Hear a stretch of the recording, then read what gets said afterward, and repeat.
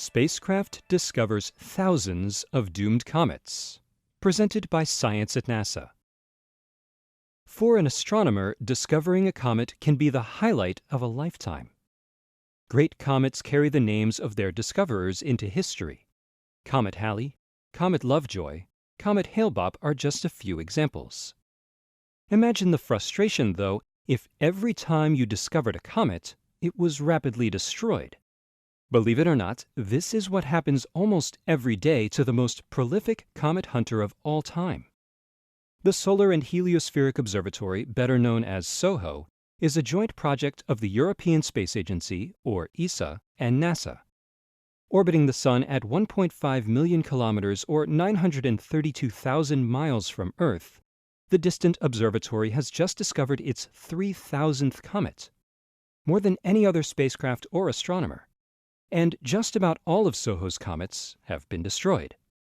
They just disintegrate every time we observe one, said Carl Battams, a solar scientist at the Naval Research Labs in Washington, D.C., who has been in charge of running the SOHO comet sighting website since 2003. SOHO sees comets that pass very close to the Sun, and they just can't stand the intense sunlight. The overwhelming majority of SOHO's comet discoveries belong to the Comets family. Comets sungrazers are fragments from the breakup of a single giant comet thousands of years ago. They get their name from the 19th century German astronomer Heinrich Kreutz, who studied them in detail. On average, a new member of the Comets family is discovered every 3 days. Unfortunately for these small comets, their orbits swoop perilously close to the Sun. There's only one Kreutz comet that made it around the Sun, Comet Lovejoy, and we are pretty confident it fell apart a couple of weeks afterwards, says Battams. Although SOHO's comets are rapidly destroyed, they nevertheless have great scientific value. For instance, the comets' tails are buffeted and guided by the Sun's magnetic fields. Watching how the tails bend and swing can tell researchers a great deal about the Sun's magnetic field.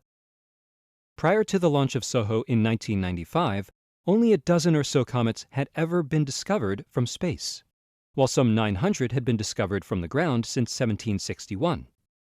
SOHO has turned the tables on these figures, making itself the greatest comet hunter of all time.